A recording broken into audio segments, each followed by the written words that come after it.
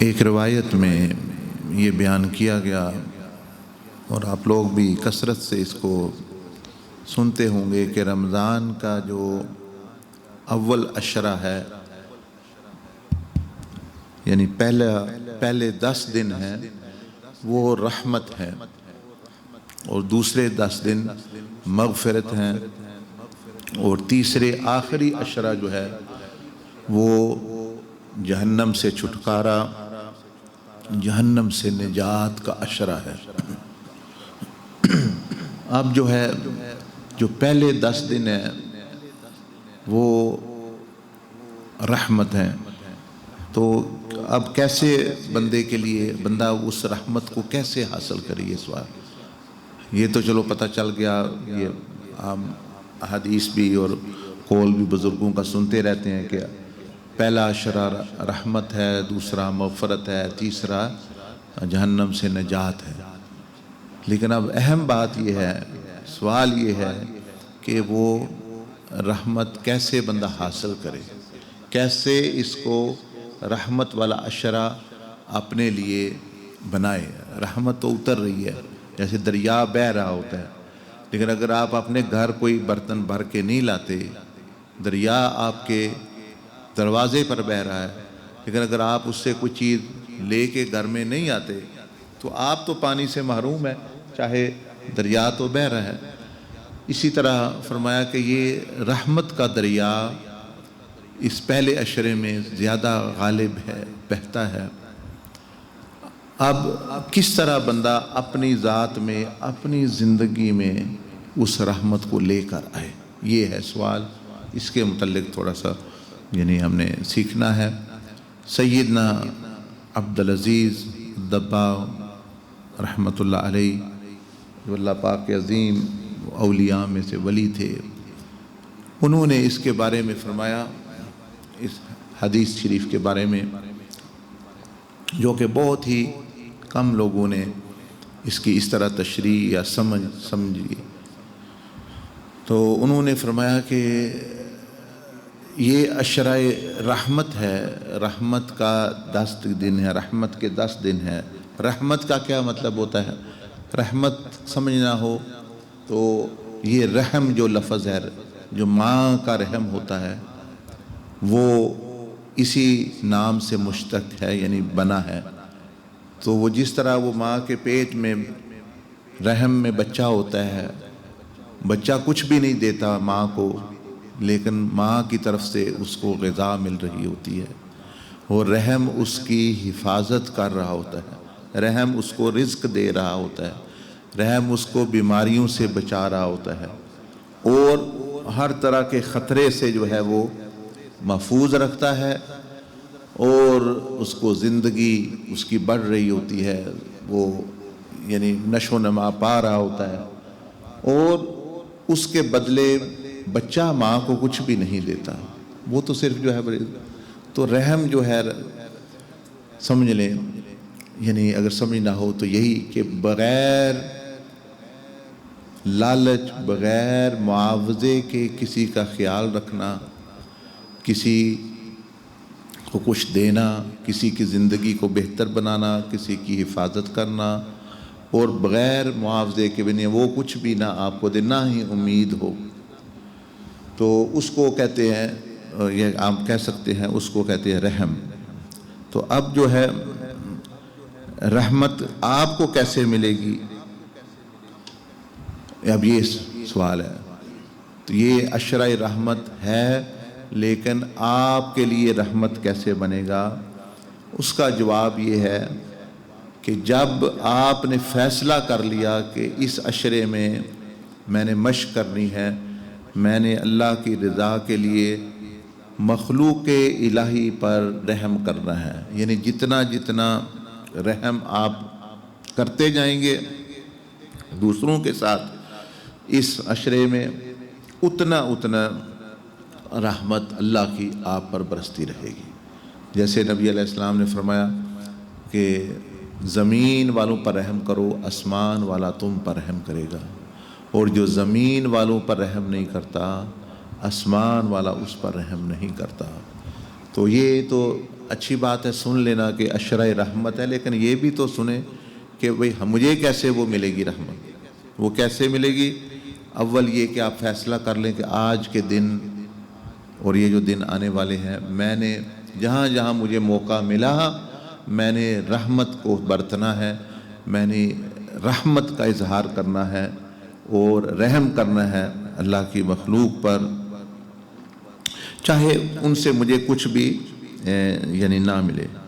और साथ ही रहमत क्या होती है, जैसे मैंने अर्ज़ किया आपके कि रहमत हिफाजत, कि जिसकी मैं हिफाजत कर सका उसकी हिफाजत करूँगा, किसी के लिए मैं कुछ काम कर सका, आसानी पैदा कर सका, ये भी रहमत है कि रहमत से जो है आप किसी का काम कर रहे हैं, किसी के लिए आसानी ज़िंदगी में पैदा कर रहे हैं। और रिश्तेदार हैं, नाराज़गियाँ दूर कर रहे हैं, ये भी रहमत है उन पर, रहम है उन पर आप कर रहे हैं कि भाई इनको तो कोई होश मत है नहीं, तो मुझे अगर पता है या समझ है तो मैंने ही करना है।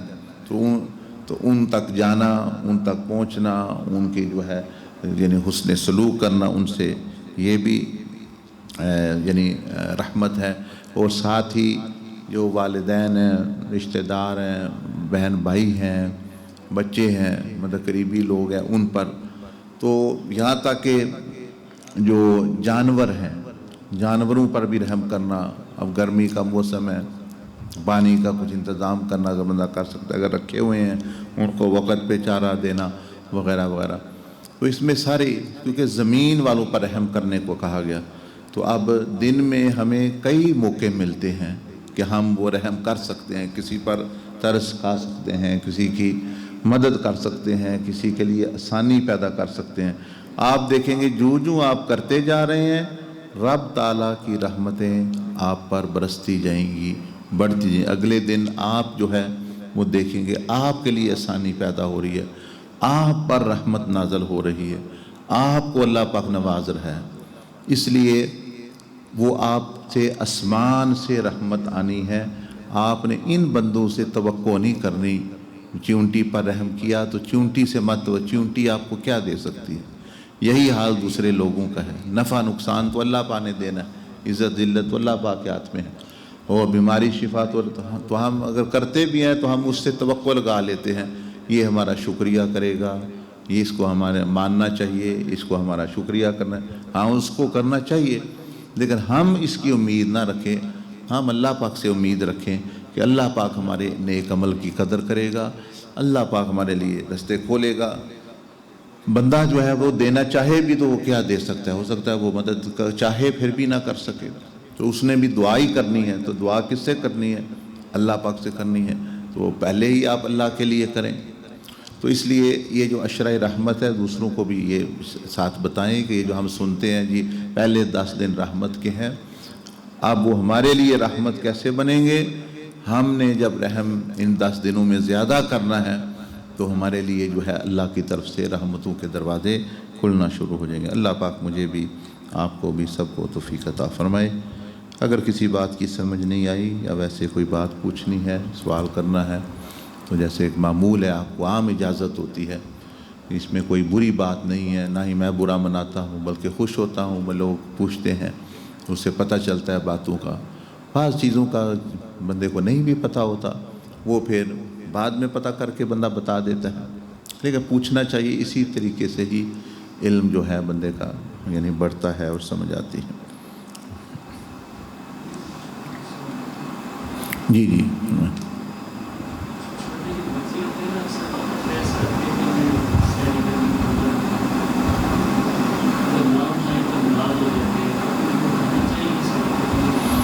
अच्छा है छोटे बच्चों को आदत पड़े, अगर वो खुद भी कहते हैं हमने तो अच्छा है ना, ज़ौक़ शौक़ है उनको तो उनको बेशक उठाएं, लेकिन क्योंकि रोज़ा उन पर फ़र्ज़ नहीं है तो उनको मतलब है कि यानी कह दें कि भाई आपके लिए आधा रोज़ा है, दोपहर तक है, नाश्ते तक है, तो आपने अब नाश्ते तो जितना भी वो कर सके, तो उनके लिए यही है, यही उनके लिए आदत पड़ना, तरबियत होना। तो ये तो बहुत अच्छी बात है, वो खुद कहते हैं, तो उनको उठाएँ, बल्कि यानी आदत पर उनको फिर पड़ती है, वो देखते हैं, फिर जब रोज़े फ़र्ज़ होंगे फिर इंशाअल्लाह ان کے لیے رکھنا آسان ہو جائے گا. لیکن ان پر پابندی مت لگائیں کہ آپ نے آج روزہ رکھا ہے آپ کھا نہیں سکتے پی نہیں سکتے.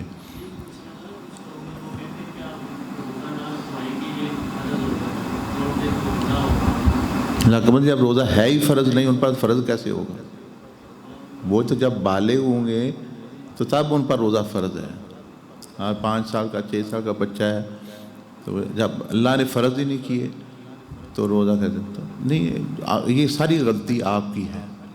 یہ جو اس طرف جھگیوں میں لوگ رہتے ہیں نا تو آپ کو کل مسئلہ بن گیا کوئی دل کا پریشان ہو گیا یا کینسر ہو گیا یا کوئی ایسا کرونا تو ان سے مشورہ لینا جا کے وہ آپ کو مشورہ دیں گے بھئی کیسے کینسر کا علاج ہوتا ہے کیسے دل کی بیماری کا علاج ہوتا ہے. ایسے ہی کرتے ہیں لوگ.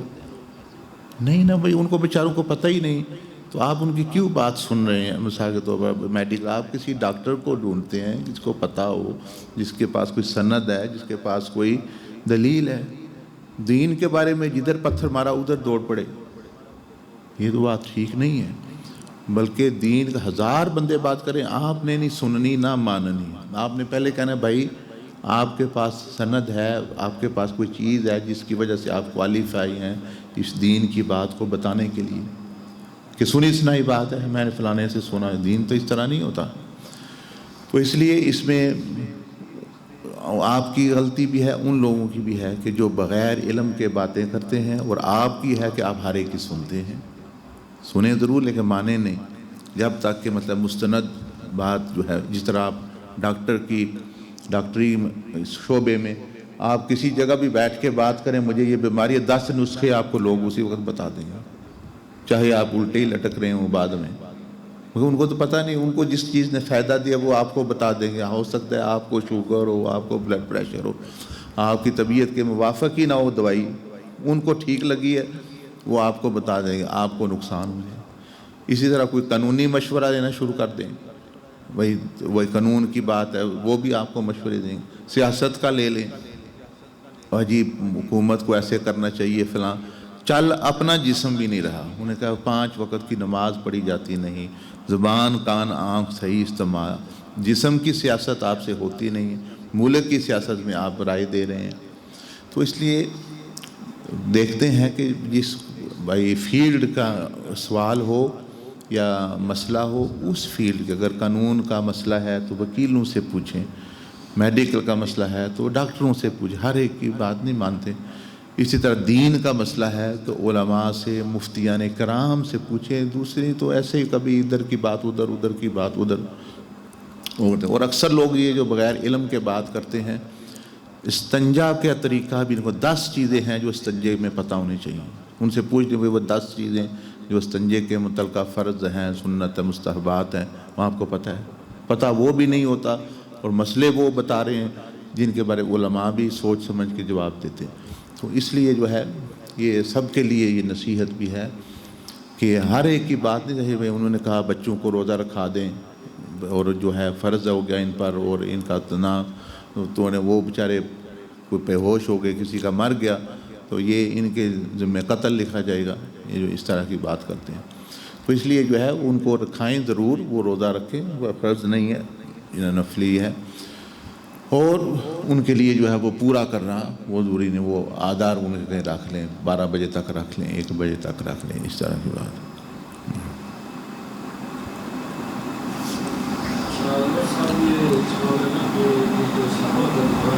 جی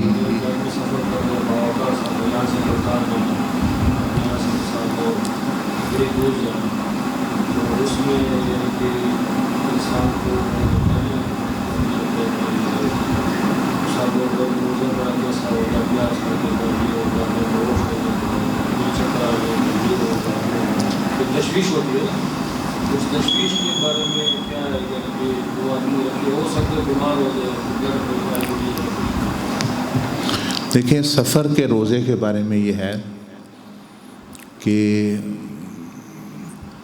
اگر پتہ ہو بندے کو یعنی اندازہ ہوا میں آسانی سے رکھ سکتا ہوں تو وہ رکھ لے اس کے لیے افضل ہے رکھنا. اور جس کو پتہ ہو میں نہیں ثانی مجھے ہوگی، گاڑی لیٹ ہو جاتی ہے، بعض دفعہ افطاری کا ٹائم نہیں ہے، سحری کا نہیں، یا اس طرح کا مسئلہ، کئی 100 سفر میں مشکلات آ جاتی ہیں، تو وہ نہ رکھے بالکل۔ یہ نبی علیہ السلام کی ایسی ہی ہدایت ہے سفر کے بارے میں کہ آسانی ہے، برداشت کر سکتا ہے، ٹھیک ہے۔ اگر تھوڑا بھی مشکل لگتا ہے، یعنی یہ کہ بہت زیادہ بے ہوش ہونے کا، اس کو تو بالکل نہیں رکھ، لیکن تھوڑا بہت بھی مشکلات میں آنے کا خطرہ ہے تو وہ نہ رکھے۔ لیکن یہ ہے کہ سفر کے بارے میں یاد رکھے، روزہ وہ بندہ چھوڑ سکتا ہے کہ جس نے سفر جو ہے وہ صبح صادق، یعنی جب روزہ رکھنا ہے، اگر روزہ رکھ کے سفر شروع کر رہا ہے تو پھر مثال کے طور پر یعنی اس نے اگر ایسے سمجھ لیں ابھی سحری کے بعد اس کا سفر شروع ہونے والا ہے تو پھر وہ نہیں چھوڑ سکتا، اس نے پہلے مطلب ہے کہ یعنی اپنا یعنی سفر کا جو ہے یعنی نیت کرنی ہے، میں سفر میں ہوں، میں نے روزہ نہیں رکھنا، تو پھر وہ نہ رکھے تو پھر جو ہے وہ الحمدللہ وہ یعنی کر سکتا ہے۔ بہرحال آپ کے سوال کا جواب یہ ہے کہ اس میں کوئی ٹینشن پریشر لینے کی ضرورت نہیں، اگر آسانی سے رکھ سکتے ہیں، بہت آسانی ہے، مثلا کوچ میں بیٹھنا ہے، ادھر اتر جانا ہے، پتہ ہے کوئی مشکل نہیں آنی، لیکن اگر تھوڑی بہت بھی مشکلات ہے تو جب اللہ پاک نے آسانی دی ہے تو اس آسانی سے وہ کو استعمال کرے۔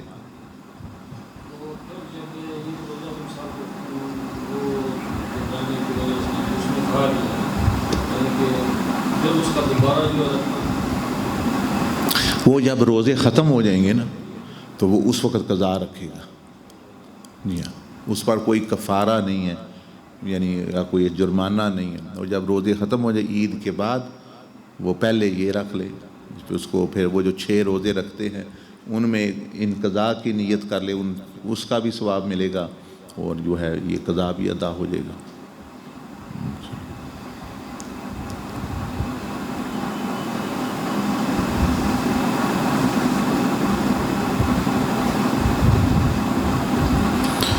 ٹھیک ہے جی جی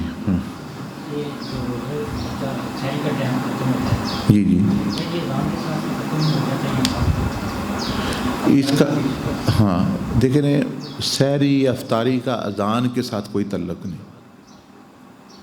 پہلے تو یہ غلط فہمی دور کر لیں، سحری یا افطاری کا اذان کے ساتھ کوئی تعلق نہیں۔ اذان لوگ اپنی اپنی سہولت سے دیتے ہیں، کوئی 10 منٹ بعد دے دیتا ہے، کوئی 10 مثال کے طور پر، اس کا تعلق ہے یعنی افطاری کا تو غروب آفتاب سے ہے اور سحری کا صبح صادق سے ہے۔ اذانیں ہو رہی کوئی غلط فہمی سے پہلے دے رہے ہیں کوئی بات، لیکن آپ نے دیکھنا ہے یہ جو ٹائم ٹیبل ہم نے یہ ادھر چھاپا ہوا ہے وہ ہے ادھر نا ادھر پڑا ہوا، ادھر پڑا ہوا ہے ادھر کافی پڑے تھے ادھر، جی ہاں، وہ جو ٹائم ٹیبل ہر علاقے کے اپنے اپنے ہوتے ہیں، تو یعنی تھوڑا بہت 2-4 منٹ کا فرق ہوتا ہے، تو اس میں جو ہے وہ جو لکھا ہوتا ہے اس حساب سے آپ نے بند کرنا ہے، چاہے اذانیں ہو جائیں چاہے نہ ہوں جو ہے۔ تو آپ مثلاً اس پہ یہ لکھا ہے اب آج مثال کے طور پر جمعرات ہے تو 4:07 یہ تو اب 4:07 پہ جو ہے روزہ بندوں کا کوئی لوگ آپ پہلے اذان دینے شروع کر دیتے ہیں، کبھی جو ہے وہ بعد میں دے دیتے ہیں، کوئی نماز بعد میں پڑھتے ہیں، تو اس کا نہیں اعتبار اس ٹائم کا ہوتا ہے، صبح صادق کب طلوع ہوتی ہے، اور اسی طرح جو ہے غروب میں جو ہے سورج کب غروب ہوتا ہے۔